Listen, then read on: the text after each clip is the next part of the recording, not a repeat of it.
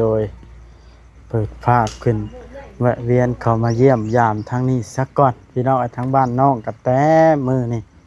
พี่น้องเลยอ้าวสาวเทืองเพิ่นบ่อยู่เด้อบ่อยู่จ้าคนเลยในเฮือนนี่พี่น้องเลยค่ำแล้วก็ได้5 โมง 6 โมงแรงละใส่บ่ทันมาแต่ไปดำนารับจ้างเด้อสาวเทืองพี่น้องล็อกเฮือนไว้เลยเนาะอยู่แต่หมาตัวหนึงอยู่แต่บักหลงว่าง่ายๆเดินเฮือนโอ้ยเพื่อนว่าวันเอารถมาหยางกันนี่อืมตั้งแต่เห็นหยังน่ะใช่เสื้อเด้อจังหน่อยสิเข้าไปถ่ายคลิปได้เราอยู่เฮือนบ่เนาะนี่ฮะอ้าวอยู่นี่บ่สบายดีเด้ออ่ะเอาอาหารเจ้าเลยอืมเป็นหยังอันน่ะพักหยังคือว่าลายเสียไปเฮ็ดหยังนี่ลายกันเนาะเอาไปพากให้ลูกเอาไปภาคเป็นสิกินจักปีนี่จังสิเบิดอันนี้ปลาขุดหลายฮะขุดมันหลายได้อย่าลืมกดติดตามเพื่อเป็นกำลังใจให้ผมด้วยนะครับทุกคนขอบคุณมากๆครับพี่น้องโดยเปิดภาพขึ้นแวะเวียนเข้ามาเยี่ยมยามทางนี้สักก่อนพี่น้องทั้งบ้านน้องกับแต่มือนี่พี่น้องเลยอ้าวสาวเทืองเพิ่นบ่อยู่เด้อบ่อยู่จ้าคนเลยในเฮือนนี่พี่น้องเลยค่ำแล้วก็ได้5 โมง 6 โมงแรงละใส่บ่ทันมาแต่ไปดำนารับจ้างเด้อสาวเทืองพี่น้องล็อกเฮือนไว้เลยเนาะอยู่แต่หมาตัวหนึงอยู่แต่บักหลงว่าง่ายๆเดินเฮือนโอ้ยเพื่อนว่าวันเอารถมาหยางกันนี่อืมตั้งแต่เห็นหยังน่ะใช่เสื้อเด้อจังหน่อยสิเข้าไปถ่ายคลิปได้ใส่แล้วน้องกระแตใส่เสื้อเด้อ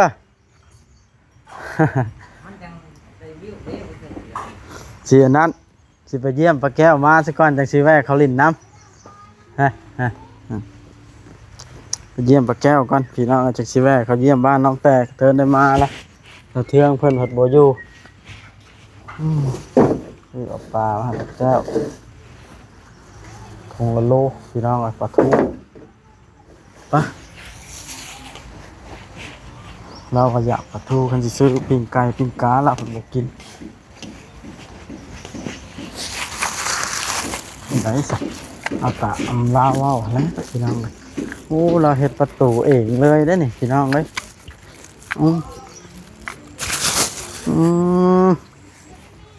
เราเฮ็ดประตูเองเลยอันนี้น่ะใครได้บ้านะโอ้เราเสียแปลนเบิดหญ้าแถวนี่แก้วเราอยู่เฮือนบ่เนาะนี่อ้าวอยู่นี่บ่สบายดีเด้ออาหารเจ้าเลยเป็นหยังอันน่ะพักหยังคือว่าลายเสียไปเฮ็ดหยังนี่ลายกันเนาะเอาไปพากให้ลูกเอาไปภาคเป็นสิกินจักปีนี่จังสิเบิดอันนี้ปลาขุดหลายฮะขุดมันหลายได้เป็นแม่จะชอบผู้เดียวอันนี้ได้เอาที่พื้นที่โตเนาะสิไปภาคให้ลูกมะกะทินก็เป็นนั้นพุ่นค่ะในใช้เดโอ้ในใช้มากระถินเป็นชอบพวกหยัดลงเนาะภาคให้ลูกอยู่ว่างศูนย์บำบัดพุ่นนะโดยเดต่อแซ่บแท้หัวข้าหัวสิงไข่มันอย่างแบบนี้แหละเฮ็ดหยังจังเปียกนี่เอาผลพระเมื่อเช็ดแล้วมื้อแรงพุ่นแล้วบัดก็ทิ้งมาให้มันเช็ดอีกบัดนี้มันพระเข้าบ่ได้บ่หมดเอ้ยฟ้าเนี่ยนะฝนคือว่าตกค่อยๆหนึ่งปะแก้วบาตกบ่ได้คอยได้อยู่พี่ฮะคืนนี้ก็ตกได้คืนนี้ก็แห้งบ่เอาเจ้าเบิ่งแน่หั่น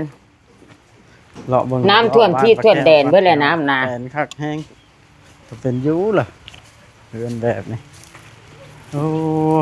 ไปเชียร์หญ้าว่านี่อันนี้เช้านี้สิเนาะ แกงเฮ็ดแกงฮอนก็คักแล้วแบบนี้เนาะ พระอีตู้ ตู้ พระอี อ่ ตู้ อน ว่าสิงไข่บ่มีแต่ว่าข้ามันบ่เกิดนะหั่นน้ำแซ่ ผักโหมยักษ์โอ้ยพี่น้องเอ้ยหลังบ้านเฮือนครัวเพิ่นอันนี้เข้าทางนี้ได้บาทนะมาพาพี่น้องเลย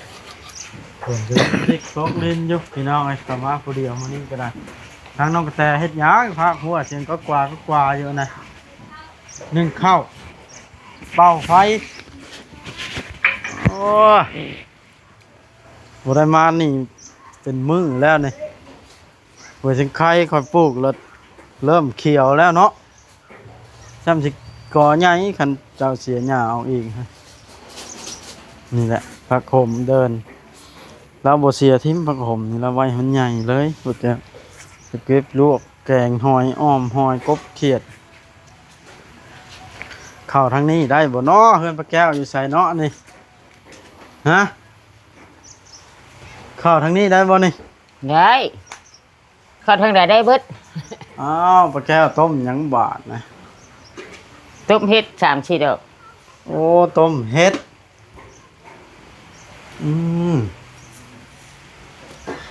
น้ำหุ่ง ได้ อัน ปลา นี้ ทูว่าได้ใช้หลายแท้นี่ น้ำหุ่งเสร็จเลย หือ ว่าน้ำหุ่งเสร็จเลยเสร็จดอก ลาปลาเกียมเตรียมพักสิไปส่งลูกลาวไผสิไปเยี่ยมลูกจังหวะนั้น ภาคหน้าแอ ฮะ ภาคหน้าแอคันหน้าแอบ่ไปเอง โอ้ไปเอง เด้อ อืม ไปเองก็เบิดละ200,000ค่ะ อ่า 200,000ปลายพุ่นแหละ ไปเองฮะนะ โดยมันพุ่นพระแล้วมันเปียกเสร็จเลยจังได้ อืม ข้อยเพิ่นบ่มักมันเปื้อน แม่นบ่ แม่นเลย พี่รอบๆบ้านป้าแก้วสะอาดขนาดเนาะก็โอ้ ลูกเช้านี้อันนี้ก็เพราะมันเป็นหูเป็นตาเฮ็ดมื้อเช้านี้ อ้าวหนุ่มโอ้ย แม่น ได้รถใหม่เนาะ แม่น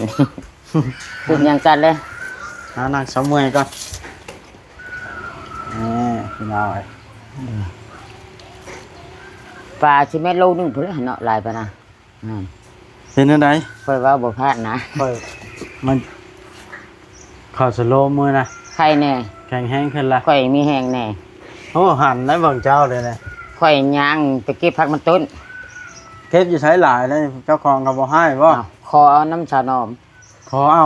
ขอเอาเขาบอกเอาโลด ป้ามันต้นนะบ่ ชวนเขานี่แหละ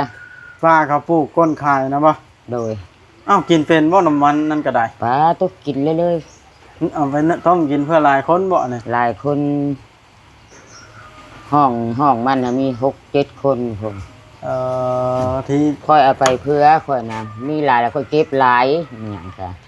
อ่า เขาหิวแบบว่าเด้อเพียงเขาก็กินเบิดนี่แหละ อ่าสร้างเป็นเนาะ มากระทินค่อยก็ขึ้นห้านเอางาบไง เจ้าขึ้นหาเอาเลย ขึ้นห้านเอาลูกค้าตอกลงนี่แหละ ทิ้งไปใช้ซะ มันบ่ไปน้ำค่อยมันเล่น เดี๋ยวนี้นะคือบ่เห็น ฮันเด้ซะ ไปเฮือนหลั ขึ้ ง น นั้น ห้าน บ่ แล้วมันสิไปจะลิ้นอยู่หันได้ อ๋อไปดินอยู่เฮือนหลังนั้น ลิ้นอยู่หัน อืม ไปดำนาเบิดอันนี้ก็ไปเบิดยังแต่พ่อ ไปด้านหน้ามันก็ค ไป น ดำนา เพิ่นจะเที่ยงบ่เห็นจักคนเดี๋ยวนี้ ไปเบิด ไปเบิดตระกูล ไป เลย เบิดไปเบิดหน้าพ่อบ้าน ไปดำหน้ารับจ้างพ่อบ้าน มี200,000 เออ ค่อยจะให้นี่นะเท่าไหร่ก็ได้ ถ้าอยากให้ไป จะให้ค่อยเองนี่แหละ อืม ทำหน้าจะกลับเลยแป๊บอืม อันนี้เราบ่ได้เฮ็ดแข่งกับบ่ได้เฮ็ด เจ้าบ่ได้ไปหาหน่อไม้เว้าคุมื้อนี่ บ่เขาบ่ได้ไปใส่ อย่าไปแล้ว เขาบ่ได้ไปตั้งแต่สิได้ก็หาก็ไปเก็บผักมันต้น โอ้ดี ไปเก็บผักมันต้นแล้วเขาก็มาในผักมันต้น คันมื้อใดอยากก็ไปแล้วเพิ่นบ่ได้ห้ามดอก บ่มันฝนตกเขาก็เมื่อยฝนตกนะ เพิ่นว่าอยาก บ่ได้แข่ แข่ง ง ไม้นะเพิ่นเป็นห่วงก็ย้อนยัน แม่น เจ้าล้มป่วย แม่นย่างค่อยเป็นวินเป็นเวียนให้นะ อ่า ทำค่อยก็จุดหน้าก็ค่อยมักเป็นวินหั่นนะ อืม ครั้งบ่ได้เข้ามา สาวเทืองอะไร เอารถเข้ามามื้อวานนี่ก็สรุป อืม มานำกันเบิดแล้วนี่เฮือนหลังนี้ก็3-4คนพุ่น อืมค่ำเติบไปแล้วเนาะ ทำเติบเอาไปเบิดนะผู้น้อยผู้เล็กลูกเต้า ไปเบิดเลย เอากับแนวกินข้าวอยู่พุ่นน่ะตื่นมาก็เอารถไถมาเอาแล้วก็เต็มรถไถ เจ้าก็อยากไปคือกันเจ้าก็ อย่า ได้ ไปแล้วคันไผสิให้คนโลกเขายามันเปื่อย อืม น้ำผูกน้ำแพบ แม่นละ โอ้ยแต่เก้าเขาก็สิได้อยู่ อืมอืมอืม แต่ข้าวตาเท่าบ่ทันเสียคนไปรับจ้างดำให้ดำนาลูกก้าดำยังหายเขาบ่ได้เป็นดอก อ่า มันเกี่ยวข้าวเราได้อยู่มันบ่ได้จุ่มน้ำผูก อ่า เขาจะให้เขาเองนี่แหละ เกี่ยวข้าวเขาได้แก้อยู่เนาะ ให้เกี่ยวข้าว อืมอืม เขาจ้างไม่ได้ปุ๊บๆป้าแต่สะอ่อนนี่มา อยากไปขนาดเนาะ ไผบ่อยากไปว่ามันเฮ็ดบ่ได้ไปหมู่ก็บ่ให้ลง เขาย่านปิ่นนี่แหละเรียกสมบูรณ์แม่นเว้าดอกแข่งพุ่นแหละเกี่ยวข้าวดำนา อืมอืมอืมอืม เนี่ยเคยเนาะเนี่ยเคยเฮ็ดพ่อแม่ก็เลย โอ้คนเฮาคันได้ช้ำเมื่อยนี่มีสีสันขึ้นเนาะ อ้าวข่อยก็ได้พักผ่อน จะค่อยไข้ก็เก่าอยู่บ่ ดนเบิดดนว่าเบิดมื้อนะ 10 โมง 10:00 นคืนพอ บ่ได้10บ่คักเบิดแน่เทื่อง หายมาเผานะ เที่ยวเมื่อเที่ยวมาหั่นแหละ อ๋อ ค่อยก็นั่งอยู่นี่ซาลีก็มาแล้วผัดเมื่อลูกเราอย่างนอน มาโอยบ่ได้รถบ่ได้ใช้น่ะ บ่ฮู้เด้อบ่ฮู้ของเขา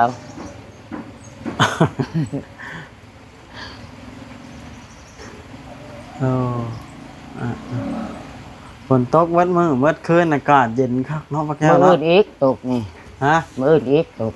ตกอีกบ่มาเอิ้น เอาค่อยพังทะยุเช้านี่ แมลงอีกเบิดคืนนี่เนาะ อ้าวมื้อฮือบ่จักห้วย มือโพจังห้วย เอาข้าวๆนี่วิทยุสถานีลาวนี่เด้แม่นพวกเขาเว้าเด้อซาค่อยพังก็ได้ อ่า ค่อยแห้งอย่าให้มันตุกเนี่ยเขาดำให้ดำหน้ามันแล้ว แม่นละ มันชุ่มมันเย็นใน ทุก คน ใจอยู่สร้างเวียงกับลูกไข่เด่นนะ ไข่บ่ บ่มีผู้ดำนะ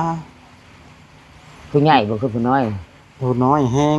มีแต่ผู้เป็นเนาะ ดำนาก็จักเฮ็ดได้บาดนะเพื่อสิได้มาเฮ็ดเทือนชาวเทืองก็บ่ง่ายนานแล้ว หน้าก็หน้าหลายเนาะ บ่ได้หลายเลยดำแต่ทงนานหรอ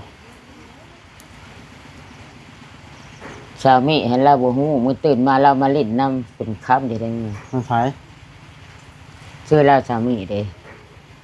ชาวนางเด้ บ่ฮู้ว่าจะมานะ บ่ฮู้ว่าใส่ชะโลม โอ้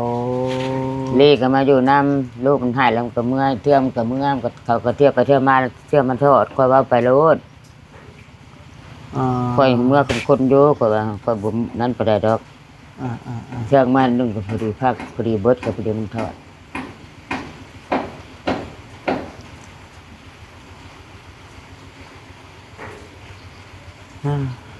คือว่าดีใจนำเด้อ โดย แม่นรถชาวเทืองบ่รถไทยนะ เมื่อว่าเขาสิมาตะเวนบ่แม่น บ่แม่นเนาะ ก็ติมรถแรงโหเจ๊งๆนิดหน่อยเล็ก กันเข้ามา ๆ นะ อ้าวก็ลูกอันนี้อีกก็รถเขานี่เต็มรถไถอีกอะไรลีอีก เป็นไดคุมื้อนี่ค่ำคืนเงียบสงบดี เงียบบ่มีหยัง บริเวณนี่ บ่มีหยัง อ๋อหุ่งเปื้อเนาะดอกไผ่เจ้าก็ยังหุ่งปกติ หุ่งอะไร เบิด3ดอกบ่ ค่อยก็อันเอาเดลไปทางนั้นก็คงจักดอกหนึงเอาเดพุ่นมันค่อยเห็นเบิดหน้าหัวพอ ค่อยสิเว้าตรงๆกับเจ้าเด้อ เด้อ เพิ่นมาเฮือนเจ้าบัดใดค่อยสะอาดหูสะอาดตาแฮงขนาด สะอาดบ่ จะมันเป็นอะไรเฮือนซ่านก็แบบหุ่งหั่นนะ แม่น อันนี้ก็เว้าจากความรู้สึกที่สัมผัสได้นะ แม่น ว่ะ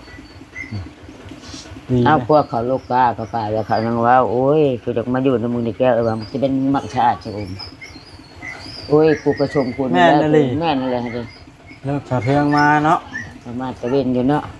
บ่เว้นได้มัน5 โมง 6 โมง 6 โมงละ 6 โมงยังบ่ทันค่ำเนาะ อ่า แม่นไปเที่ยงก็ได้หลายเติบได้อยู่ในลูกเจ้าเขาเนาะโอ้ เออ แต่จะอ่อนเขาข่อยน่ะยังว่าหมอดจะอ่อนได้ข่อย ลูกหมด3 คนก็ได้600,000 อ่านมื้อ ลู เช้าก เรามา2 คนบาดน่ะ มื้อเช้าแล้วแบบว่าไปรถนัด ใหญ่ดำนาได้ ทางนั้นนะนี่เข้าค่ำค่อยเบิ่งหาเขาแข่งกันได้ ฮะ ทางนั้นได้บ่ได้ซื้อข้าวที่น้ำไปนะข่อยเห็นฮะกินพุ่น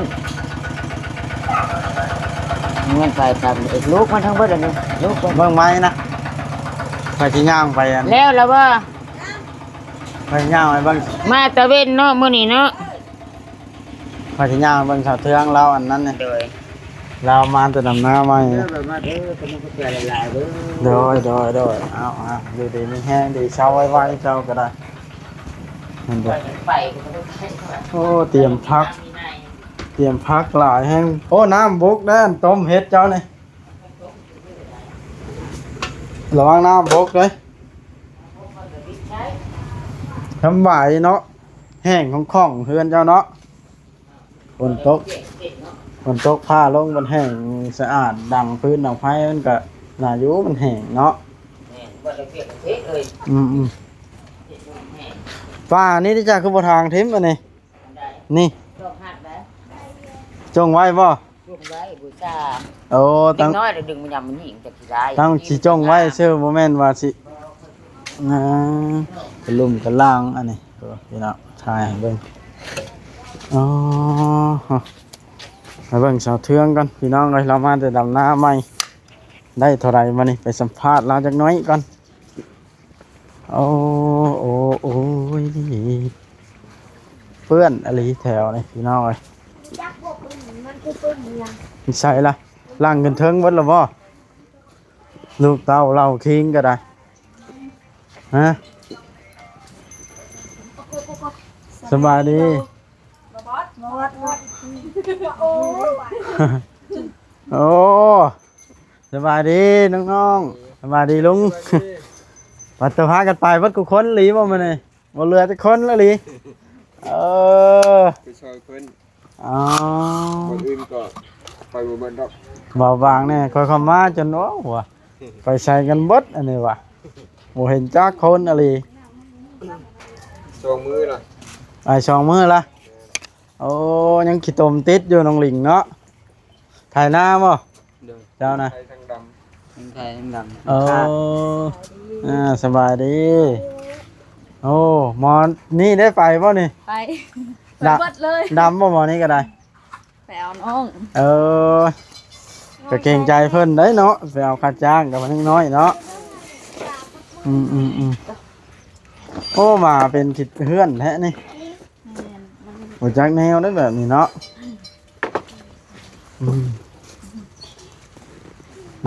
ได้หยังมากินแรงมานี่ วันนี้นะ บ่ ทันได้ออกตลาด ยังบ่ทันวางแผน โดย เอ่ การวาง อ แผนวันนี้ สำบายบ้านนี่มาอยู่นี่เนาะมีน้ำมีในใช้มึงเนี่ยเดินเฮือนนะรถข่อยมาย่างเดินเฮือนเจ้านะ โอ้ เพื่อนเบิด เป็นนะเพื่อนเสียมันเด็ดมันแห้งมันกับคือเก่าแหละปกติคือเก่าตอนนี้มันกับเพื่อนไปธรรมดาเลยเนาะกับปุตกลิ้น ยามนี่เนาะ ชื่อน้ำเด้อกินได้น้ำ เอาพากันหาเปลี่ยนชุดซะนะมันเปียกยังขีดติดขีดตมอยู่ค่อยมาเบิ่งให้เนาะ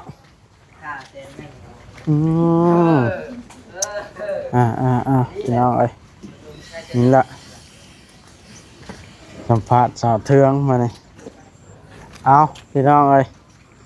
คลิปนี้ก็ได้ก็ถือว่าเขาถ่ายคลิปป้าแก้วสิมาจบอยู่เพื่อนป้าแก้วพี่น้องเอ้ย2 แผ่นเหลือนี่บ่มีน่าใช้งานเสียดายเด้อนี่ไม่เซล่านี่พาแต่เลยหาบ่เห็นหลักพี่น้องเลยพามีดก็ได้เพราะว่าเขาบอกเล่าออกแล้วเด้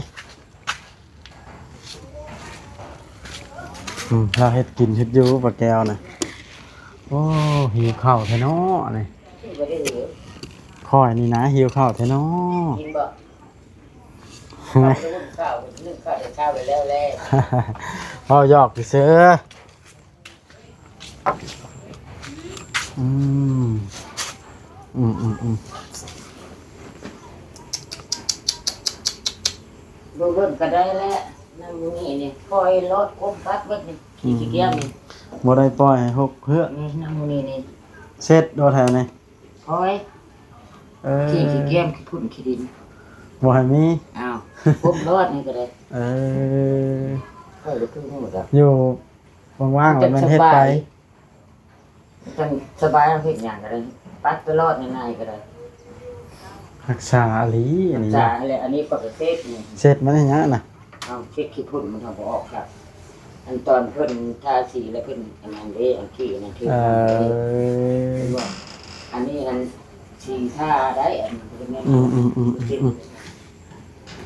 มาดีใจดำป้าแก้วเอ้ยเจ้าก็ได้มาอยู่มาเศร้าก็ได้โอเคคลิปนี้ก็ได้พี่น้องเอ้ยสิได้จบคลิปเพียงซ้ำนี้แหละเราจะถ่ายสาวเทืองเรายังบ่ทันเปลี่ยนชุดเปลี่ยนนั่นก็เลย อาบน้ อาบน้ำในก่อนจะสิได้ถ่ายเรา ำที่เขาเอาถ่านมาให้คืน เอาท่านมาให้ คือถ่านสร้างเขาเอามาให้ เออ ถ่านขาดได้ ชอบเท่าไหร่นี่ ชอบเช่า5,000ปกติไปซื้อมันนั้น40,000เงินเจ้าทอนคนมีใส่ฉลม ไปซื้อมาแต่ใช้ชา มั ญ น สิ เปล่า แพ อง ยู่ ขนา เนาะ ดนั้น บ่ชอบชาแฟนี่แหละมันเปล่าอยู่เนาะจะมันเฮ็ดได้มาฮอดค่อยพอดีครึ่งนึง อืม เยียซะไป มันอยู่ชะลอมาบ่ แบกชาวบ้านเขาเปรียกกันเลยไปว่าเงินในละปันการเหลือเลย อืม ดังกับบุปินเนาะเฮ็ดได้ก็พิลึกเจ้าว่า โอเคโอเค ก็ ก็ จิ จิ แบบนี้ก็ยังหายขายจังว่าเพิ่งจบนี่ จบคลิปก่อนพี่น้องเลย เลย